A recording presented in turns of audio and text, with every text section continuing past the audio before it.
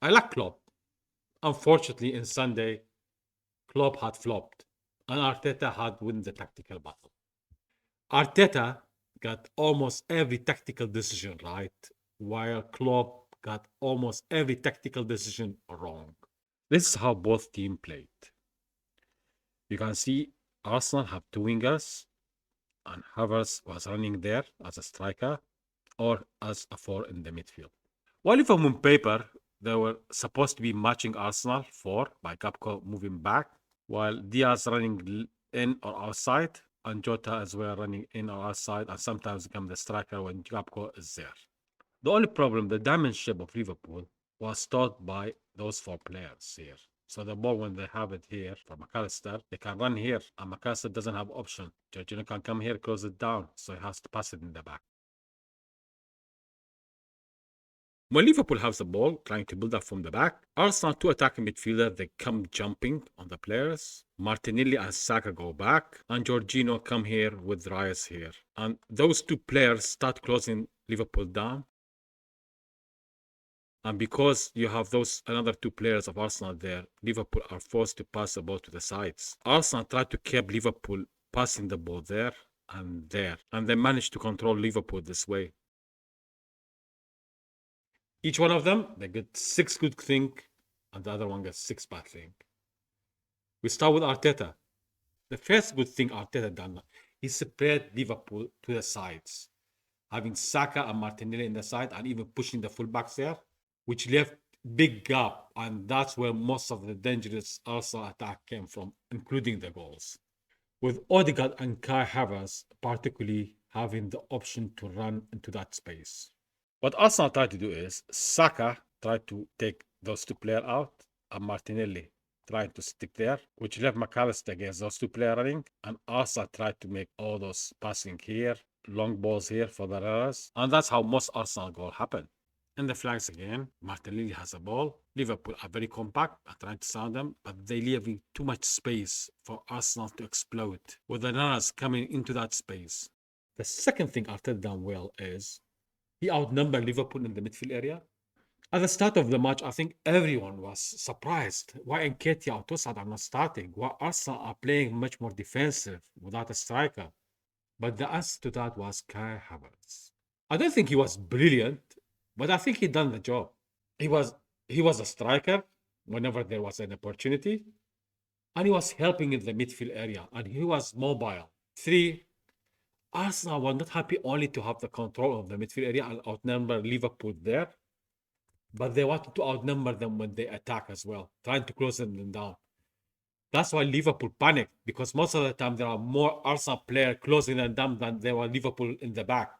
So their option was limited, and they made lots of mistakes. Fortunately for them, Arsenal were wasteful of them. Number four, Arsenal played between the lines of Liverpool. That's why they were able to divide Liverpool lines, and they were able to cut all the sources of passing between each line. And that's why Liverpool struggled to go out of their own half and made lots of mistakes, because they had walls of Arsenal players coming into them and preventing any passes. And this is another example. Saka has the ball, and you can see the defensive line is one dimensional from Liverpool again. Arsenal are surrounding them, and they are ready to jump if there is any pass across in the box. There is big gap as well between the Liverpool defensive line and the midfielders of Liverpool. Arsenal midfielders are ready to jump if they need it, and you can see how Liverpool midfield block is separated with Arsenal player from the defensive line of Liverpool. Five, Arsenal was spread unlike Liverpool. And you can see on the diagram here how Arsenal was spread compared to Liverpool on average position. And that helped Arsenal a lot, especially to win the second ball and the rebound ball. And that's why every time they shot, if the goalkeeper hit the defender, there was every time an Arsenal player who can get that ball. And that helped them to maintain the control of the match. You can see how Liverpool line is so one-dimensional. While Arsenal are spread around them, Saka has the ball and he can cross it or pass it to the box, and many players can run into the space. And six, on the last one, playing with creativity in the midfield. Arsenal know that Liverpool leaves spaces behind. So what cleverly Arteta done is adding Jorginho in the mix, because he can find passes.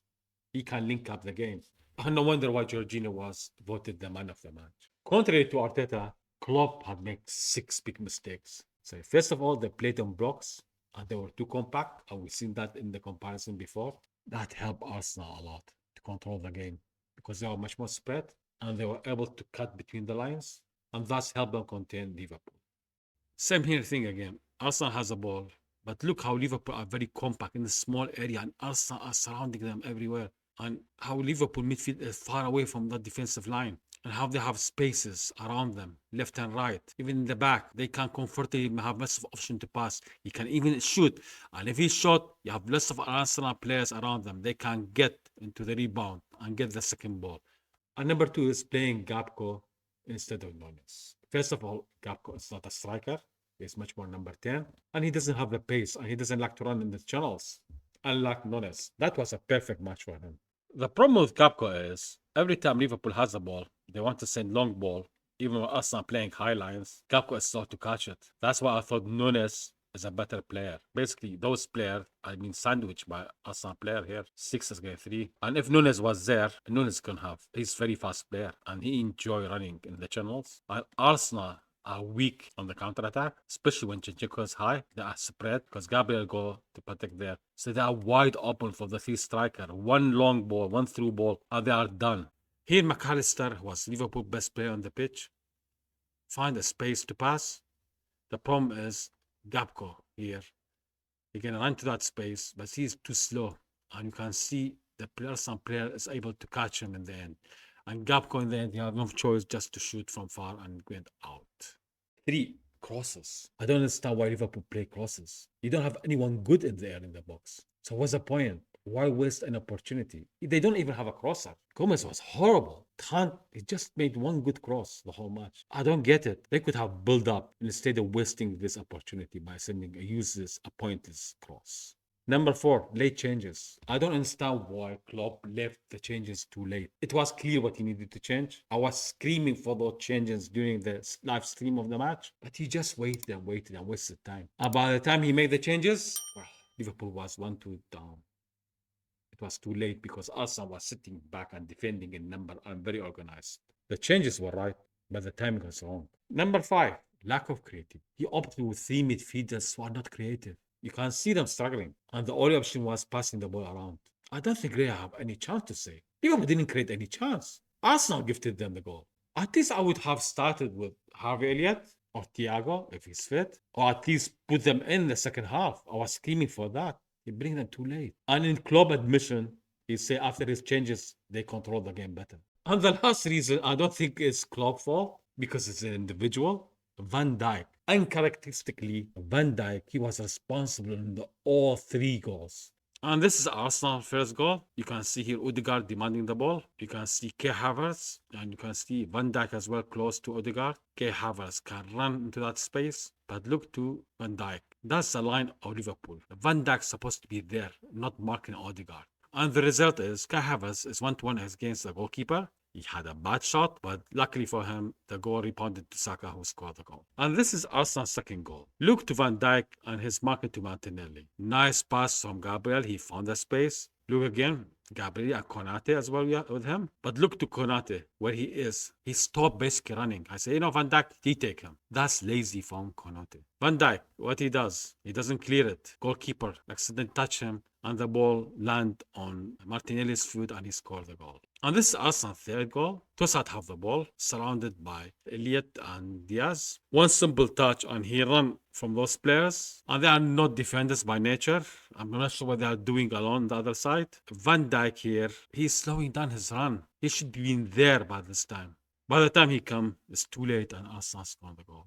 Overall, Arsenal was not lucky. They controlled the game. Even Liverpool fans admit that. Arteta got it spot on, so he won the battle. But I don't think he's going to win the war because he's one-dimensional. It changes all the time as like for like. The system doesn't change. The individual changes. Like you put Jorginho because he had creativity. But in general, the formation, how the team set up is almost the same. And he has to play with an inverted fullback. But there is no shadow of a doubt. He outclassed Klopp. And thanks to him, now we have a good title race. Thanks again for listening. And if you like this video, please like and subscribe. Until I see you in the next one.